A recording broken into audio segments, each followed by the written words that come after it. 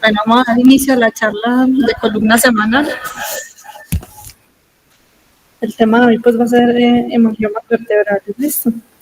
Entonces vamos a empezar pues con un caso clínico en una paciente pues femenina, 37 años. Esta consultó por 18 meses de dolor y parestesia de miembros inferiores. Venía pues como con una dificultad progresiva para deambular.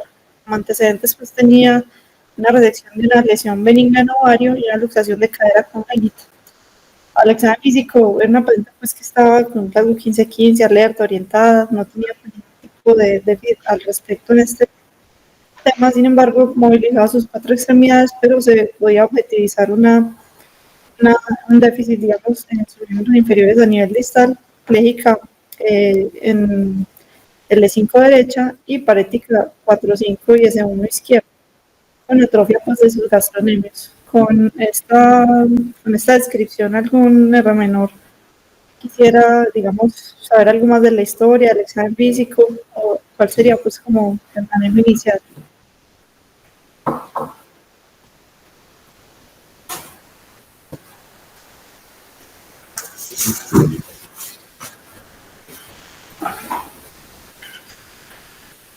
Buenos días.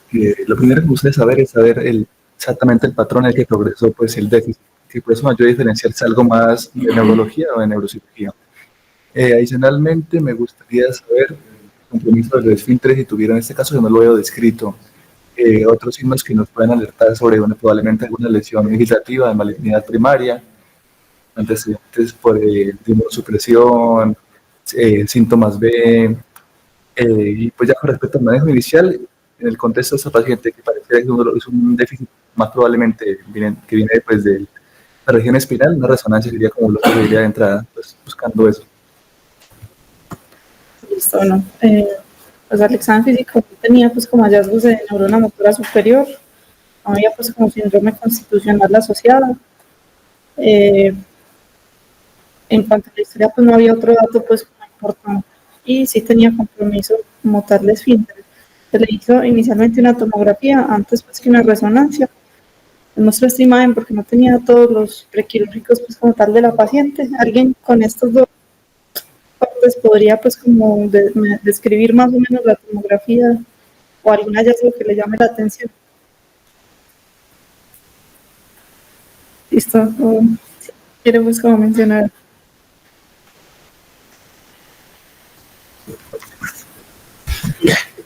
Bueno, buenos días. En el corte sagittal se puede ver que en la vértebra L5 hay pérdida de masa ósea y está ligeramente hiperdensa en relación a las demás vértebras. Pareciera que hubiera una lesión pues que comprometería el canal. Y en el corte axial se ve una imagen que en radiología se llama signo del lunar, que son lesiones hiperdensas dentro de un fondo hipodenso, y esto sugiere pues una lesión lítica. Yo enviaría una resonancia magnética para mirar pues, digamos, el resto de características de la lesión, el grado de compromiso de tejidos blandos y el grado de compromiso del canal.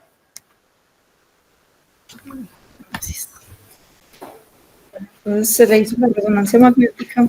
Como aquí pues tenemos digamos, corte de una secuencia, un T1, un T2 y un contrastado, y al lado derecho vemos pues como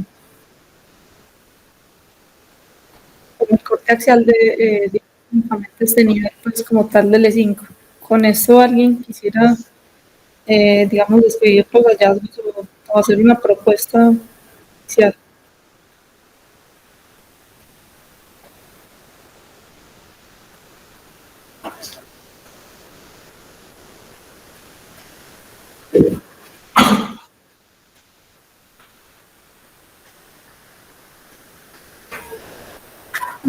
Entonces, como una lesión expansiva vertebral de L5, característica real de casi hipointensa en T1 y hiperintensa en T2 sin estir. Contraste, pero capta al terreno no estir. Bueno, capta al medio de contraste y mi compromiso ya neurológico. pues hay varios diferenciales, podría ser la lesión no sea primaria, pues obviamente cambiaría todo el algoritmo de búsqueda pues, de una lesión secundaria, pero probablemente podría ser una lesión ósea primaria. Los diferenciales podría ser un quiste aritmético óseo, un meningioma típico. Las características típicas sería diferente ante cuánto es el que tenía dolor mecánico. Era un dolor axial, digamos persistente, independiente del movimiento. Listo, tiene ya síntomas neurológicos, ya una descompresión y fijación.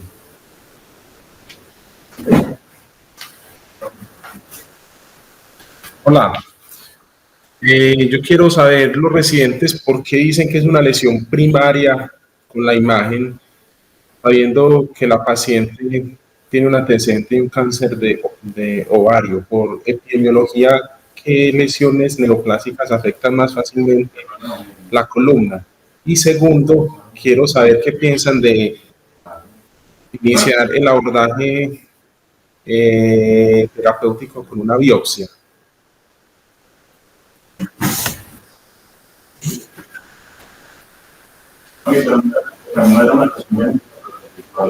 Sí.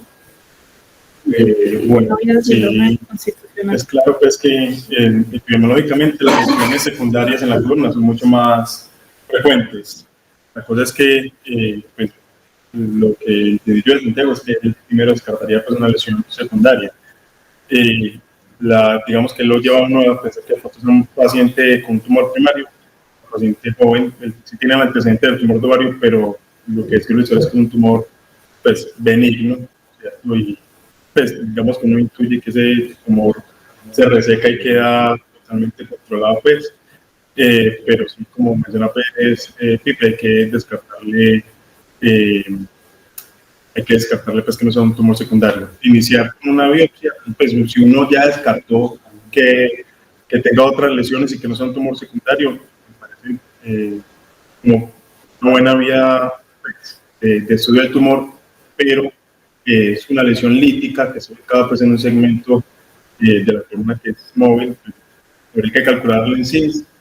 Primero, diría yo pues que resolver los síntomas de la compresión neurológica, estabilizarlo y en ese mismo procedimiento tomar la biopsia, o pensar en un si toca pues, hacer una resección más amplia del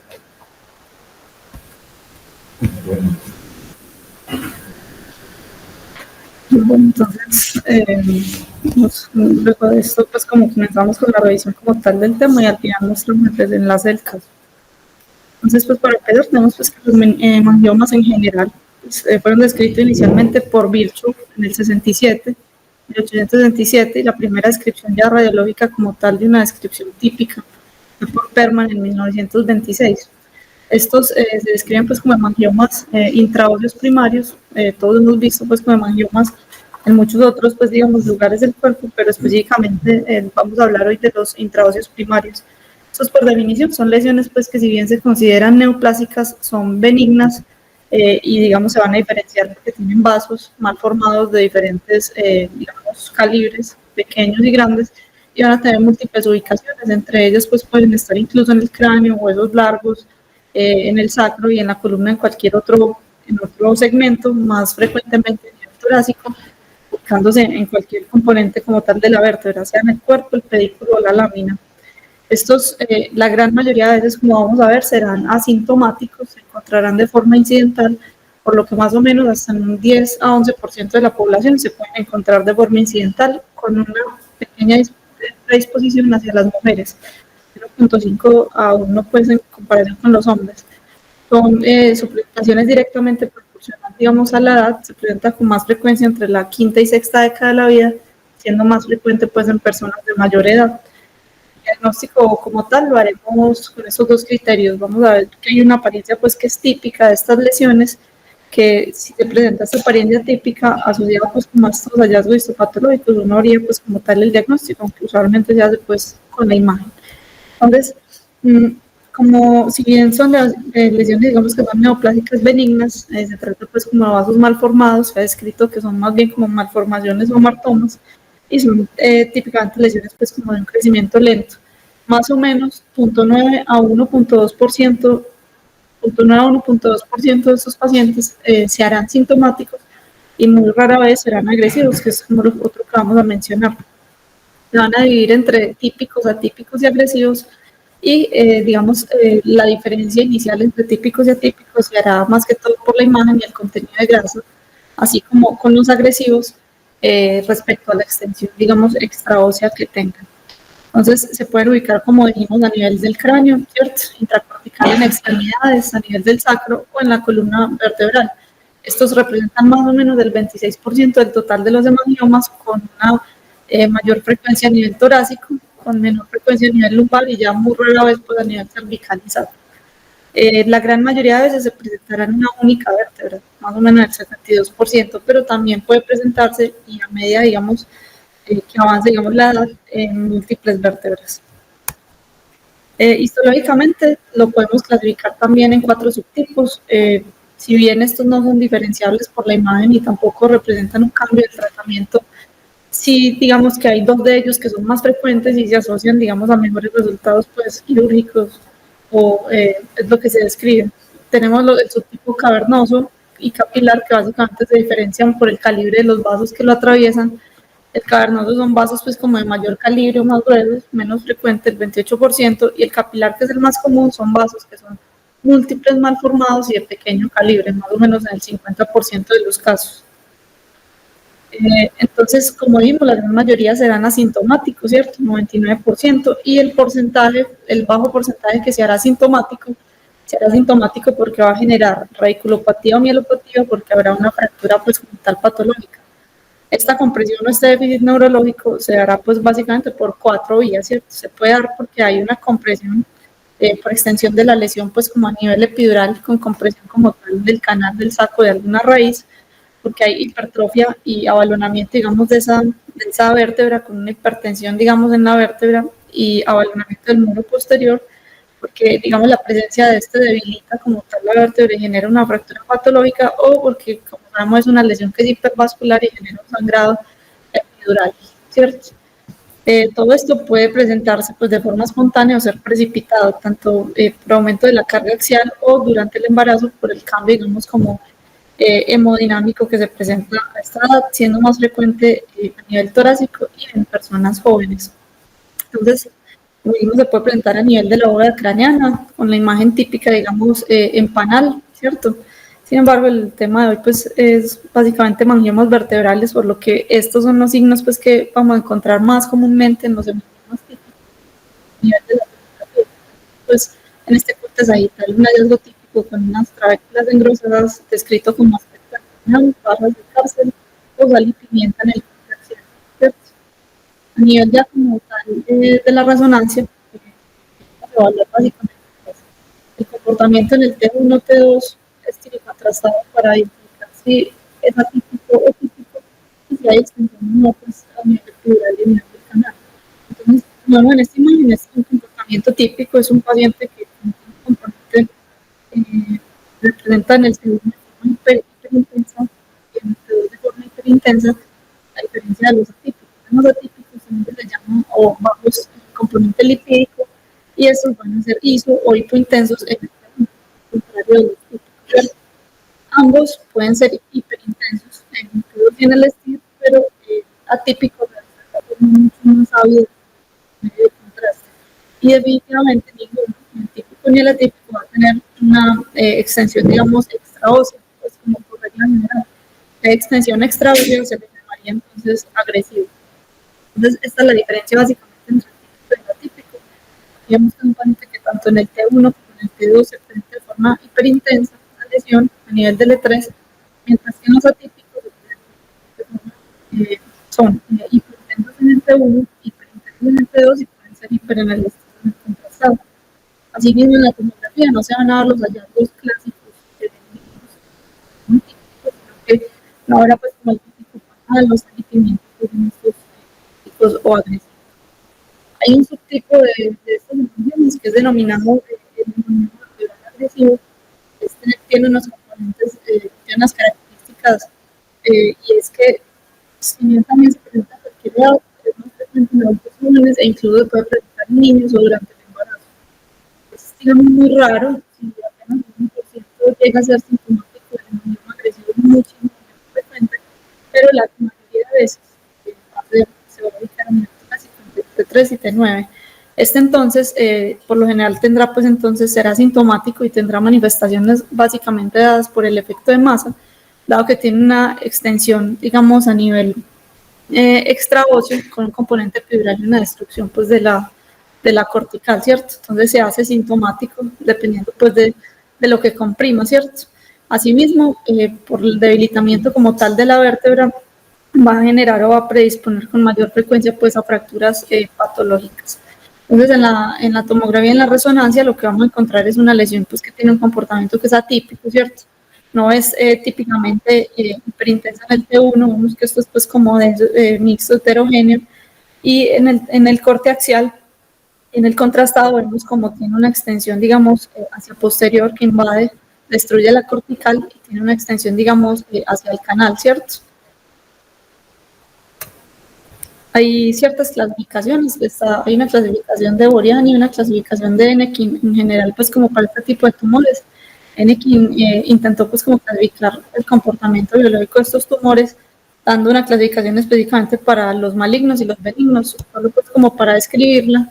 Él describía, digamos, 3 puntos o daba como 3 clasificaciones para estos tumores benignos específicamente, pues adaptándolo a los hemangiomas. Teníamos la clasificación como S1, era básicamente asociada a los hemangiomas típicos, que eran lesiones que eran asintomáticas, estaban únicamente en el cuerpo vertebral con una cápsula que era delgada y bien definida, sin ningún tipo, digamos, de tejido reactivo pericapsular, ¿cierto? Y usualmente no había crecimiento o era muy lento. El subtipo 2, digamos, se asocia a los hemangiomas atípicos. Estos podían dar algunos síntomas leves, podía haber algo de crecimiento y una cápsula, pues un tejido reactivo pericapsular con un crecimiento lento. Ya los hemangiomas agresivos, digamos, corresponderían al subtipo 3 o al S3, en el que sí había crecimiento, podía ser rápido con un tejido, digamos, pericapsular reactivo más amplio y invasión, pues como tal epidural. Pues a manera como de descripción también Boriani describía, digamos, 4 subtipos y es básicamente lo mismo. Hablaba de unas lesiones que eran latentes, unas lesiones que eran activas y unas lesiones que eran agresivas. Y los diferenciaba básicamente si presentaban unos síntomas y si presentaban dentro de esos síntomas extensión al canal y generaban déficit neurológico. Entonces, ya como tal, digamos, en el diagnóstico diferencial, como mencionábamos inicialmente en las imágenes de los atípicos, sería muy fácil, digamos, confundirse y al ver estas lesiones que son hipointensas en el T1, pensar pues como en otro tipo de diagnóstico diferencial. Es por eso que, digamos que en el contexto de típicos y atípicos que no tienen una extensión, digamos, más allá, que no tienen una extensión, digamos, extraósea, es importante, digamos, hacer una búsqueda o descartar, como decía Santiago, pues como todo el proceso de algún otro primario y lesiones metastásicas, o ya cuando hay lesiones, digamos, que son un poco más agresivas o con extensión, digamos, extraósea, pensar en otro tipo de tumores primarios. Entonces, en el enfoque general pues, de estos pacientes, o por regla general, digamos, cuando se sospecha un tumor benigno de la columna, se descartó, digamos, el paciente no tiene clínica, digamos, de otro origen, y se descartó un primario, por regla general se suele hacer, digamos, se podría indicar, digamos, hacer biopsia inicialmente. Sin embargo, en estos pacientes, cuando la imagen es muy típica, podría, digamos, obviarse la biopsia y no realizarse. El tratamiento se orienta o se define básicamente según la historia del paciente, si tiene síntomas o no, y como toda lesión, digamos, en columna neoplásica, debemos orientarnos según el Bilski y el SIN, ¿cierto? Entonces, Teferi describe pues en una revisión publicada en el 2020 este algoritmo. Vamos pues como a describir más o menos como el enfoque de manejo y finalmente volvemos a hablar de él. Pero básicamente esto inicialmente es para mostrarles que siempre que sea asintomático se va a observar, es decir, no va a requerir tratamiento. Y si se hace sintomático es cuando vamos a considerar, dependiendo de la severidad del dolor y del déficit, si se hacen medidas para contrarrestar el dolor axial como tal, sea escleroterapia, vertebroplastia, o digamos según el SINS y la estabilidad, si requerirá, digamos, instrumentación, y si hay radiculopatía o déficit neurológico, por lo general, digamos, la primera opción sería cirugía, acompañada siempre de, digamos, otras terapias o otra, digamos, adyuvancia, ¿cierto? La diferencia grande en este algoritmo, digamos, de Teferi con respecto a lo otro, pues que se encuentra, digamos, al revisar el tema, es que él indica que en estos pacientes con lesiones, digamos, atípicas, incluso si no están tan sintomáticos o si se busca hacer como un algoritmo diagnóstico, se podría hacer una biopsia guiada por TAC y observar. Entonces, en el abordaje inicial siempre es importante recordar esto en toda lesión, digamos, neoplásica en la columna, y es, debemos definir si el paciente tiene, según el BISCI, ¿cierto?, compromiso o no, digamos, como tal, del canal del saco tecal y déficit neurológico, ¿cierto?, siendo de alto grado, grado 2 y grado 3, como ya hemos revisado pues previamente, y el SIMS, que básicamente nos va a hablar de la estabilidad, que son los dos objetivos como tal de la cirugía, ¿cierto? Si un paciente se llevará a cirugía, si es necesario tanto descomprimir como estabilizar, ¿cierto?, que lo vamos a definir según el SIMS. Este pues nos dará un puntaje y nos hablará si el paciente pues, independiente del diagnóstico del manejo de su lesión, requerirá, digamos, de una instrumentación para estabilizarlo.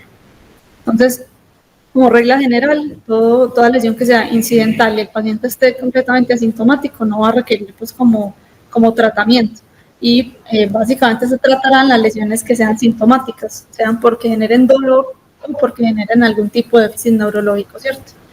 Entre las opciones que tenemos están opciones como radioterapia y radiocirugía, está la embolización prequirúrgica, la vertebroplastia. Una descripción pues como anecdótica, pero por lo que vi pues como que en la experiencia de los profesores no hay pues, o se desconoce pues al respecto, pues, la inyección intralesional de etanol que describen como escleroterapia, y la cirugía que básicamente puede ser o tanto la resección quirúrgica total, la resección en bloque, o incluso solo la descompresión o la minectomía. Entonces, el manejo usual, digamos, en el contexto del paciente que tenga síntomas y sea por déficit neurológico, en general debería ser una resección total o parcial. Sin embargo, esta está limitada porque, como son lesiones hipervasculares, se asocian a sangrados masivos, sangrados, digamos, profusos y altísimo riesgo quirúrgico, por lo que se debe siempre individualizar el caso, y contamos pues como con otras opciones. En general, si el déficit neurológico se lleva pues como a descompresión como tal y artrosis según el SINS y según el nivel, y esto se podría acompañar de embolización prequirúrgica o vertebroplastia y radioterapia posterior, dependiendo pues como del caso. Entonces, ¿cuándo se indicará cirugía? En general la cirugía, digamos, se recomienda en pacientes que tienen una lesión con extensión epidural, genera deterioro neurológico y tiene una progresión que es rápida, ¿cierto?, con mielopatía o radiculopatía, y tiene una progresión rápida. Los objetivos, como dijimos, serán descomprimir y estabilizar, esto dependiendo del nivel y del SINS, y básicamente estos eran pues como los abordajes que se podían tomar. O sea, lo que veo es que en el manejo de estas lesiones se tiende, digamos, a operar menos los pacientes, por lo que he visto, y hacer como medidas un poco más conservadoras. Sin embargo, digamos, estas son las opciones que tenemos si se define pues realizar la intervención. La compresión es a nivel anterior, debería hacerse corpectomía de resección en bloque. Si la lesión predomina o la compresión es a nivel posterior, debería ser la minectomía de estabilización, o si el dolor sin déficit es causado, digamos, por una fractura patológica, se podría hacer como tal la instrumentación con o sin la minectomía. Todo esto sabiendo y sopesando riesgos, teniendo en cuenta pues que esos pacientes suelen presentar sangrados masivos o profusos, y que refieren en esta revisión de Acosta y asociados que más o menos presentan una pérdida de 2.1 litros pues, en intervenciones incluso como la laminectomía. Estos pues, se pueden ver reducidos con la embolización prequirúrgica e incluso con la vertebroplastia. Sin embargo, si se lleva, digamos, como tal a una resección completa, o si se hace una corpectomía, se describe pues, que la remisión puede ser hasta el 84%, con bajas tasas pues, de recurrencia. Esta revisión fue publicada pues, en Neurosurgical Focus en el 2016, evaluó, pues la incluyo porque evaluó específicamente el manejo quirúrgico en hemangiomas vertebrales agresivos, y comparó la resección en bloque, la resección completa y una resección parcial. Incluyó más 5 pacientes con hemangiomas agresivos que no son pues tan comunes en realidad. Era una limitación grande, digamos, del tema, que habían sido llevados pues como estas intervenciones, ¿cierto? 2 de ellos estaban ubicados a nivel lumbar y 3 a nivel torácico, que se encontró en el seguimiento más o menos a 65 meses, independiente del manejo que se hubiera hecho al inicio, ninguno de los pacientes tuvo recurrencia, deterioro o se hizo sintomático. Sin embargo, los que se habían llevado a resección en bloque inicial tuvieron más complicaciones en el posoperatorio, choque pues, digamos, como tal hipovolémico y dolor axial persistente, por lo que en esta revisión concluían que cual fuera el manejo, digamos, que se eligiera inicialmente, siempre que se acompañara, pues en todos los casos se acompañó de alguna adyuvancia, embolización prequirúrgica, arterioplastia y uno de ellos radioterapia posteriormente, fuera la que se eligiera, el beneficio oncológico pues iba a ser semejante en términos, digamos, de control o tasa de crecimiento y de recurrencia, y la diferencia básicamente iba a estar en cuanto a la morbilidad pues en el posoperatorio. La embolización prequirúrgica, básicamente, pues su indicación básicamente está previo, digamos, a cualquier intervención quirúrgica para reducir, digamos, esa tasa de sangrado, pero se ha descrito que también se podría dar en monoterapia o en compañía, digamos, como tal de la vertebroplastia, con un manejo más conservador, pero únicamente para un dolor axial y no pues si el paciente ya tiene algún grado de déficit neurológico. En cuanto a la radioterapia, esta opción pues digamos siempre está muy a la mano, digamos es un método digamos no invasivo que logra digamos obliterar esos hemangiomas y controlar el dolor. Y usualmente, digamos que los resultados que se describen en cuanto a la radioterapia son más en términos de recurrencia y de control de la tasa de crecimiento, más que los síntomas.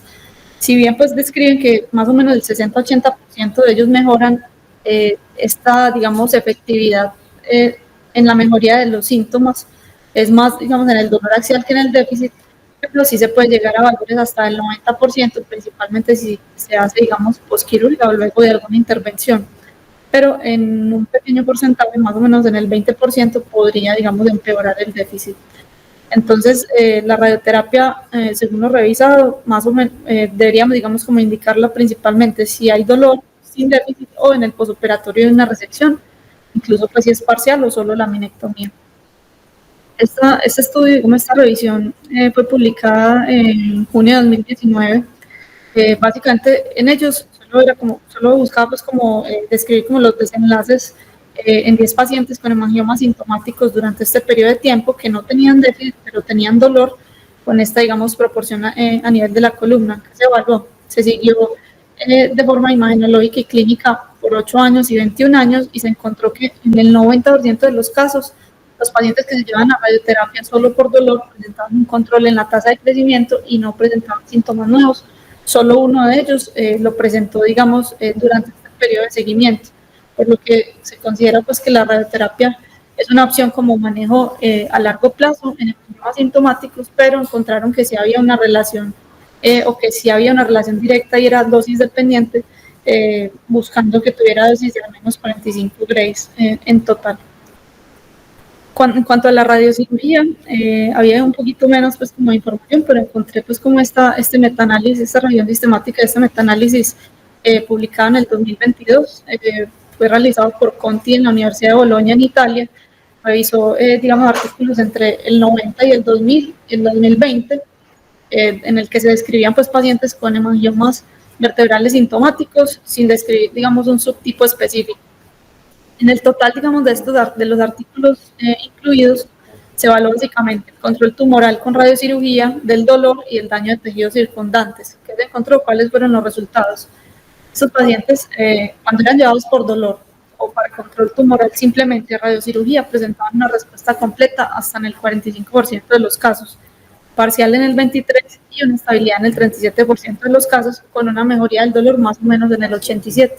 Es decir, es una opción, digamos, una alternativa para el manejo pues, como de los hemangiomas sintomáticos, siempre que no haya deterioro neurológico. Ya para ir finalizando, tenemos entonces la vertebroplastia. Esta es otra opción, digamos, mínimamente invasiva y percutánea.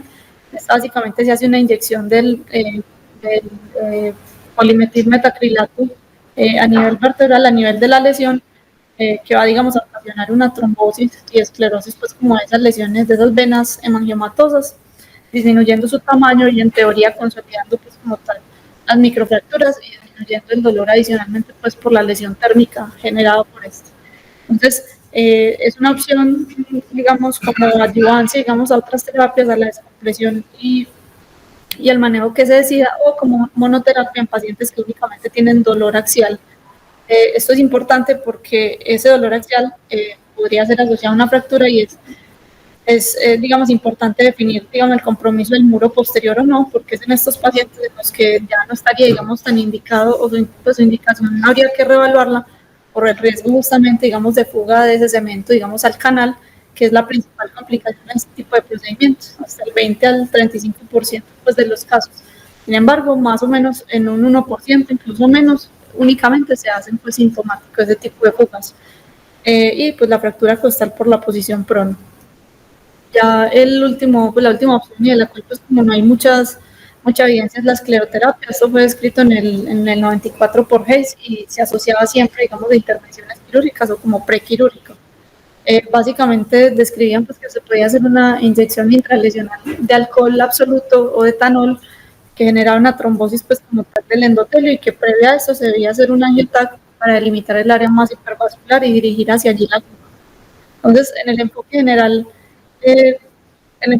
entonces, digamos, de estos pacientes, según Teferi, debería, digamos, ser este. Yo lo cambié o hice, pues, como un resumen en la diapositiva siguiente, pero esa que era una de las revisiones más grandes y más recientes que encontré, él decía, si se encuentra, digamos, una de estas lesiones en cualquier imagen o resonancia de rutina, el paciente está completamente asintomático, simplemente tiene características típicas, el paciente está completamente asintomático, tiene características típicas, pero el paciente está completamente asintomático, no muy leve, se podría simplemente observar, vigilar y no tratar. Si en una imagen, así sea de rutina, y el paciente, digamos, de forma incidental se encuentra, pero los hallazgos son atípicos, según él, podría uno simplemente observar o considerar, digamos, la biopsia guiada por TAC para tener pues, un diagnóstico. Si es una imagen que no es claramente típica, más teniendo en cuenta lo que hacíamos ahorita, del diagnóstico diferencial con las lesiones metastásicas, en estas lesiones pues que no son las típicas, ¿cierto? Ya si se presentaba una lesión que fuera típica o atípica, pero era sintomática, el manejo iba a depender del grado del dolor y de si había o no déficit neurológico, ¿cierto? Si únicamente presenta un dolor que es moderado a severo, pero es dolor lumbar sin ningún déficit, hay otras opciones. Antes, pues digamos que la intervención quirúrgica como tal está la escleroterapia o la vertebroplastia, ¿cierto? Principalmente la vertebroplastia. Y dependiendo del SINS y si lo que presentaba era una fractura patológica, pues se podía pues fijar, ¿cierto? Ya si el paciente tiene déficit neurológico, por regla general, lo que se describía era que la primera opción de manejo era pues como tal cirugía, ¿cierto? Fuera porque se buscara hacer, digamos, una resección en bloque o una corpectomía y fusión o simplemente descomprimir, digamos, si era una opción para el paciente individualizándolo. En cualquiera de estos casos, fuera el que se eligiera, siempre se puede considerar la embolización prequirúrgica y la vertebroplastia. Y específicamente Teferi reservaba la radioterapia para las lesiones que eran recurrentes. Este era pues como su manejo, su algoritmo de manejo. Sin embargo, cuando pues, uno podría, digamos, como decantar esa información y simplemente orientarla hacia que toda lesión incidental y asintomática no requiere tratamiento y las lesiones sintomáticas por déficit o dolor se manejarían. El dolor es axial o es por fractura patológica, se podría manejar por vertebroplastia con o sin embolización, y si es por fractura, vertebroplastia y o fijación, ¿cierto? Si hay déficit neurológico como tal, veríamos. Si es un déficit instaurado lentamente, no con un deterioro progresivo, podría simplemente hacerse descompresión y fijación, dependiendo del SINS y de la ubicación, o si hay un deterioro rápido, hacer, digamos, alguna intervención quirúrgica, fuera solo descompresión o una resección, digamos, total, desde el principio y fijar. En cualquiera de los casos está incluido, se podría, digamos, echar mano a hacer uso de la embolización. Entonces, el caso que describimos finalmente, un caso, digamos, que fue manejado inicialmente de forma extrainstitucional en febrero de 2023, se evaluó con esta imagen que vemos a la izquierda y se fue llevado a biopsia. en la biopsia se describió pues, que era un hemangioma vertebral atípico y se realizó manejo con embolización prequirúrgica y fijación del E4-AC1. Posterior a esto llegó a la institución y en ese momento pues encontró que el deterioro neurológico no había progresado, digamos se encontraba estable y se definió hacer manejo con radioterapia con esta dosis total de 40 grays.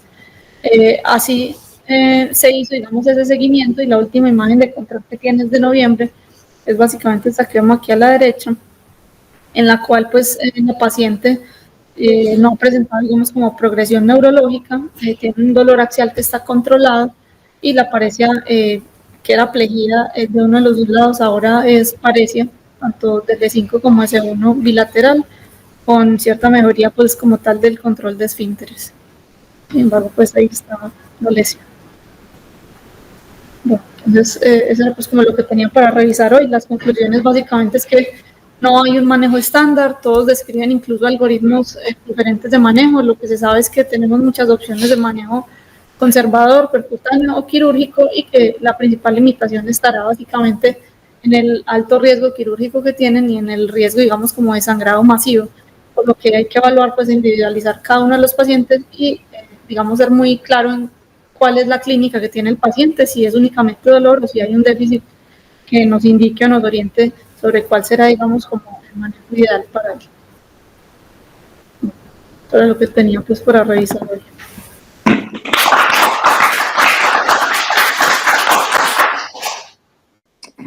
Camila, ayer que hablamos, dijimos que esto era del 1%, yo me puse a pensar, y yo creo que uno en todas las resonancias que ve hemangioma.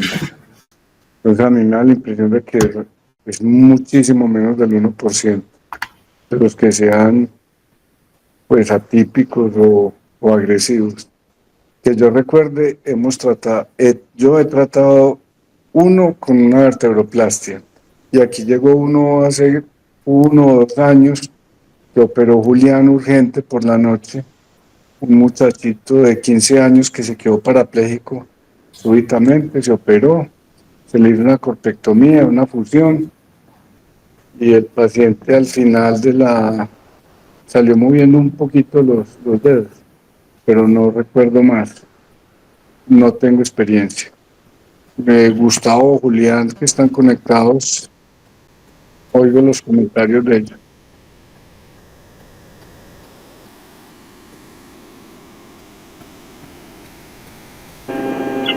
Buenos días, ¿se me escucha bien? Sí, señor. No, es que esto para ganar experiencia necesita ser centro de referencia y realmente nosotros pues apenas estamos empezando a crear centros de excelencia. La experiencia que tiene Julián y la Martín y el enviando porque se transmiten los pacientes hacia allá. No, Julián, no se te escucha nada.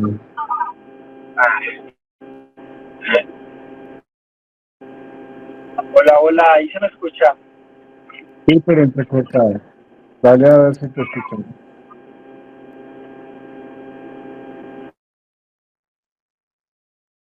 Nacho, yo voy haciendo algún comentario ahí mientras Julián se ubica y me escuchan. Muy bien. Pues hombre, Nacho, yo pensaría que, bueno, alrededor pues inicialmente de la discusión que planteó Camila, absolutamente claro que todos los pacientes necesitan biopsia, especialmente cuando se va a hacer algún tipo de tratamiento, o sea, hemangiomas típicos, que realmente yo creo que en una resonancia y en una tomografía, o sea, siempre, o sea, no se puede hablar de una lesión típica únicamente con una resonancia, siempre hay que hacer también tomografía. Que la esencia de la tomografía, como lo comentó Camila inicialmente, en todos los tumores espinales, es ver cuál es la relación entre la lesión tumoral y el hueso, o sea, los bordes óseos. Entonces, digamos que cuando uno ve que la relación es muy, digamos, o sea, no se ve ningún tipo de comportamiento agresivo, o sea, se ve la lesión, pero se ve claramente encapsulada por hueso, por una, digamos, por esclerosis ósea. usualmente son tumores de comportamiento benigno, y cuando se ve algún tipo de, digamos, de ruptura como de esa cápsula que hace el hueso, uno realmente tiene que pensar en que puede hacer algo más, que por ejemplo en este caso un hemangioma o alguna otra lesión pues más agresiva. Entonces siempre que estemos enfrentando cualquier tipo de tumor espinal, como se comentó, pues obviamente hay que hacer una biopsia. No, o sea, no vale la pena ni siquiera hacer absolutamente ningún tipo de discusión alrededor de un paciente si no tiene diagnóstico histológico, excepto en pacientes asintomáticos, pues como ya se comentó. Pues hombre, Nacho, yo pienso que el tema no es como tan extraño. O sea, lo que pasa es que ver pacientes con hemangiomas agresivos, y yo creo que sí hemos visto más, eh, y con déficit neurológico, no es tan frecuente, pero ver pacientes con hemangiomas sintomáticos tal vez sí es un poco más frecuente. Hay pacientes que tienen hemangiomas dorsales, que es como el principal lugar de asentamiento de estas lesiones, con dolor axial, y que muchas veces, digamos que no nos definimos a hacer algún tipo de intervención porque a veces es difícil tratar de establecer si los síntomas sí están relacionados directamente con la, con el hallazgo pues imagenológico. Yo he hecho pocas vertebroplastias en pacientes con hemangiomas, inclusive me parece que el riesgo de hacer una vertebroplastia en un paciente con hemangioma es alto, porque el riesgo de fuga, pues obviamente pues por las características de las lesiones, es mucho más alta que cuando uno está haciendo una arterioplastia en un paciente con una fractura osteoporótica. Entonces, digamos que no me siento tan cómodo desde el punto de vista de la morbilidad que pueda generar eso. Y lo otro, como digamos, que igual eso ya se ha comentado en muchos artículos y tal vez en otras reuniones, es que cuando uno tiene mangiomas agresivos, muy probablemente, hombre, uno a veces, digamos que se motiva a hacer cirugías muy grandes, pero es probable que cuando el hemangioma sea muy agresivo y tenga muchas dificultades técnicas, o uno prevé que puede tener muchas dificultades técnicas en la resección, es mejor ser conservador. O sea, entre más conservadores sea uno desde el punto de vista quirúrgico, es mejor, porque la morbilidad quirúrgica realmente es muy alta. Un paciente con un hemangioma, yo he operado algunos hemangiomas y son pacientes que uno, Dios mío, pierde pues como muchas veces el control de la cirugía, con un riesgo muy alto de complicaciones por sangrado. Entonces hay autores que han escrito artículos que lo describen así. O sea, en hemangiomas agresivos tal vez hacer menos, a mí no me gusta mucho esa frase, hacer menos es más, o hacer menos es tal vez más conveniente para el paciente. Y otro tema interesante es la radioterapia. Nosotros sí tenemos ya algunos casos a los que les hemos hecho radioterapia, y la radioterapia funciona muy bien. Inclusive en algunos centros, como el Risoli, eh, eh, hacen, tienen un volumen importante de pacientes tratados con radioterapia, con muy buenos resultados a largo plazo. Obviamente, y como ya también lo comentó Camila muy claramente, en esos pacientes hay que analizar primero la estabilidad espinal. O sea, siempre en cualquier tumor, incluyendo pues obviamente también los hemangiomas, no se puede pasar por alto el SINS, y si el paciente necesita algún tipo de estabilización antes de cualquier tipo de intervención. Entonces, sí tenemos pacientes que, por ejemplo, con hemangiomas, ese paciente por ejemplo, tenía un SINS muy alto, tenía un SINS como de 13 o 14, pacientes con lesiones inestables secundarias a hemangiomas agresivos. Entonces, digamos que una muy buena alternativa de manejo, sí, y que no tienen síntomas neurológicos, es estabilizarlo y hacerle radioterapia. Nosotros tenemos varios pacientes y los resultados yo pienso que han sido buenos. No sé, Nacho, ¿qué más comentarios tenés? Yo tengo dos preguntas. La primera pregunta es, eh, la recomendación de Camila es si usted sospecha un hemangioma atípico y está asintomático, hacerle biopsia, eh, si esa recomendación vale la pena o no, aunque ella dice biopsia o observación. Yo nunca he hecho una biopsia en ese caso. Y la segunda pregunta es si este paciente lo hubieran manejado ustedes de la misma manera o le hubieran hecho una corpectomía más bien, o una resección en bloque, cualquiera de los dos. Camila, ¿vos qué pensás? O de pronto alguien de los que esté en la reunión que quiere opinar algo acerca de lo que pregunta Nacho. Hola, hola Felipe. Yo creo que hacer biopsia en hemangiomas atípicos sí es recomendado, aunque por algo llaman atípicos, la imagen típica del hemangioma, que sería el Enekin S1, como dice su nombre, es muy típica. Cuando se sale de ese patrón, yo creo que todo tumor seminal debe tener una biopsia para guiar el manejo.